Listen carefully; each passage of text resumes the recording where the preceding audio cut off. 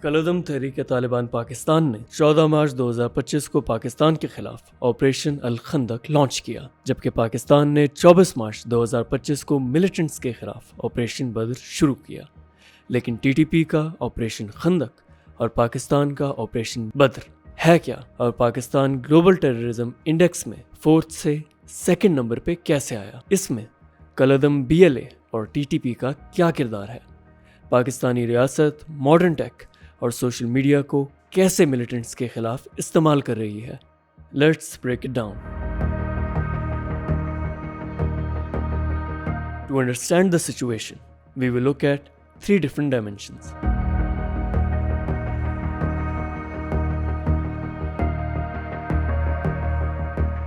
साल 2025 के लिए जारी होने वाले ग्लोबल टेररिज्म इंडेक्स में फैक्ट्स एंड फिगर्स के मुताबिक 163 कंट्रीज की दर्जाबंदी में पाकिस्तान 2nd पर है।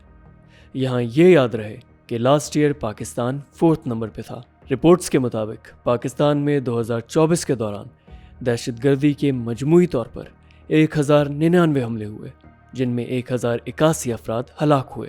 2015 के बाद सबसे ज़्यादा अटैक्स हुए हैं वो 2024 में हुए। पाकिस्तान में 2024 के दौरान टीटीपी ने 482 और बलोच अस्करियत पसंद ग्रोह ने 504 हमले किए, जिनमें बिलतरतीब 558 और 388 अफराद जाँ बहक हुए। एक और कुव्वत भी है इस खत्ते के अंदर जिसे दानिश का नाम दिया जाता है। हमने देखा कि मुख्तलिफ औकात में बॉर्डर के आर पार बाजोड़ में, बलोचिस्तान में इस तंजीम ने एक कार्रवाइयाँ कबूल की। सेपरेटिस्ट, एक्सट्रीमिस्ट और टेररिस्ट तीनों जो अवामिल हैं वो अब इस खत्ते में बरसरे पेकार हैं।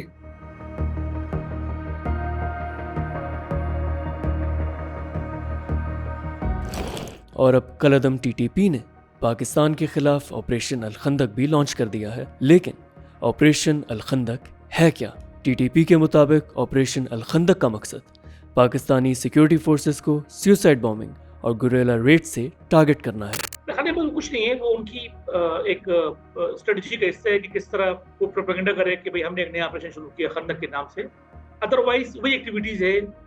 हाउएवर, जैसे जैसे नॉन स्टेट एक्टर्स इवॉल्व हो रहे हैं, इसी तरह पाकिस्तानी रियासत का रिस्पांस भी चेंज हो रहा है और पाकिस्तान ने दहशतगर्दों के खिलाफ ऑपरेशन बदर लॉन्च कर दिया है। पाकिस्तानी हुकूमत ने एक नए ऑपरेशन का ऐलान किया, ऑपरेशन बदर का, चूंकि टीटीपी के खिलाफ लॉन्च होना है तो इसलिए एक मजहबी नाम भी दिया ग़ज़वे बदर का। जो टीटीपी ने अनाउंस किया था ऑपरेशन खंदक, उसको भी काउंटर करना था।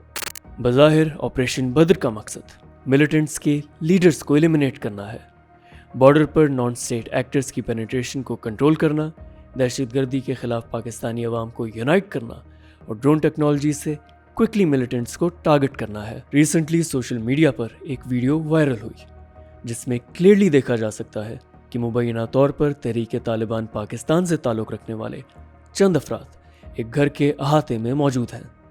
इन्हीं में से कुछ लोग एक कमरे में जाते हैं और फिर चंद ही सेकंड्स बाद उनको ड्रोन से टारगेट कर दिया जाता है।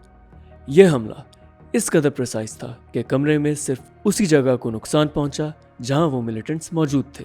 इसी तरह एक और वीडियो जो ड्रोन कैमरा से बनाई गई है, उसमें कुछ मुबैना मिलिटेंट्स को एक रास्ते पे चलते देखा जा सकता है। चंद लम्हों बाद उन एलिजेड मिलिटेंट्स को ड्रोन से टारगेट कर दिया जाता है। ये वो मॉडर्न ड्रोन टेक्नोलॉजी है जो अब पाकिस्तान ऑपरेशन बदर में इस्तेमाल कर रहा है। लेकिन यहाँ पे अहम सवाल ये है कि मिलिटेंट्स से डील करने के लिए मॉडर्न ड्रोन टेक्नोलॉजी कितनी इफेक्टिव हो सकती है। ऑपरेशनों के अंदर ड्रोन का इस्तेमाल किया जा रहा है तो ये एक तरीके से काफ़ी इफेक्टिव साबित होगी, क्योंकि जब हमने देखा कि जो पहले ऑपरेशन हुए उसके अंदर बम्बार्डमेंट के अंदर काफ़ी जानी नुकसान होता है आम लोगों का, और आम लोगों के नुकसान की वजह से फिर मुखालफत ज़्यादा होती है ऑपरेशनों की। लेकिन वॉर ऑन टेरर के टाइम पे यूएस इस रीजन में ऑलरेडी मिलिटेंट्स को टारगेट करने के लिए ड्रोन्स का इस्तेमाल कर चुका है, जिसमें सिविलियंस की भी अमवात सामने आई। लीडरशिप की हद तक आप उसको यूज कर सकते हैं टू एलिमिनेट द लीडर्स, लेकिन अगर इसका यूज बढ़ेगा और इस तरीके से सिविलियन कैजुअल्टीज होंगी तो इससे मामलात मजीद बिगड़ेंगे।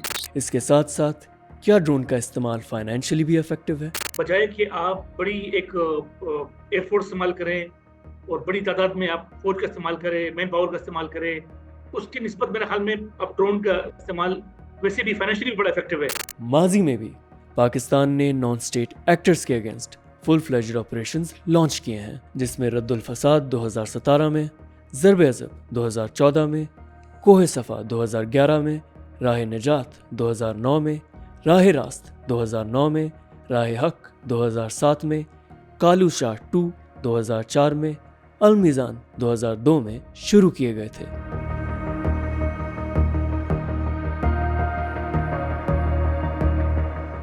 लेकिन मॉडर्न वॉर्स सिर्फ और सिर्फ बैटलफील्ड्स पर नहीं लड़ी जाती, बल्कि सोशल मीडिया पर भी इंफॉर्मेशन वॉर लड़ी जाती है to effectively counter the propaganda of the enemy. और अब पाकिस्तानी रियासत सोशल मीडिया पर उन ऑपरेशंस की एक्चुअल रिकॉर्डिंग शेयर करती है जो मिलिटेंट्स के अगेंस्ट किए जाते हैं, लेकिन पहले पाकिस्तान ऐसा नहीं करता था। हाउएवर, मिलिटेंट्स ऑर्गेनाइजेशंस इससे पहले भी ऑपरेशंस की वीडियोस रिलीज करते थे।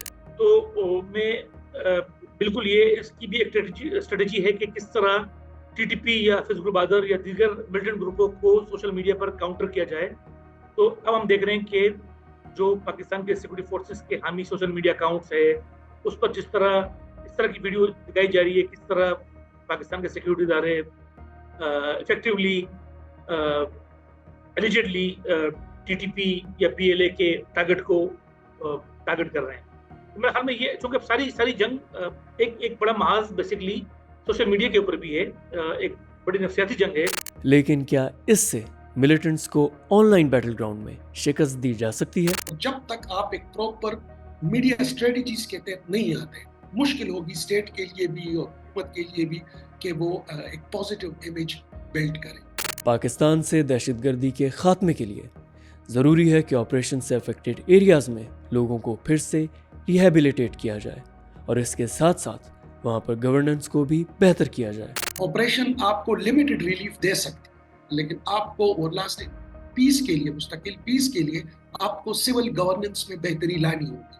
अगर वो नहीं होगी तो हजारों ड्रोन भी अगर हो जाए, ये मसला जो है इस पर काबू नहीं पाया जा सकता। Now the big question is कि क्या पाकिस्तान इन इकदामात से मिलिटेंट्स को शिकस्त दे सकता है?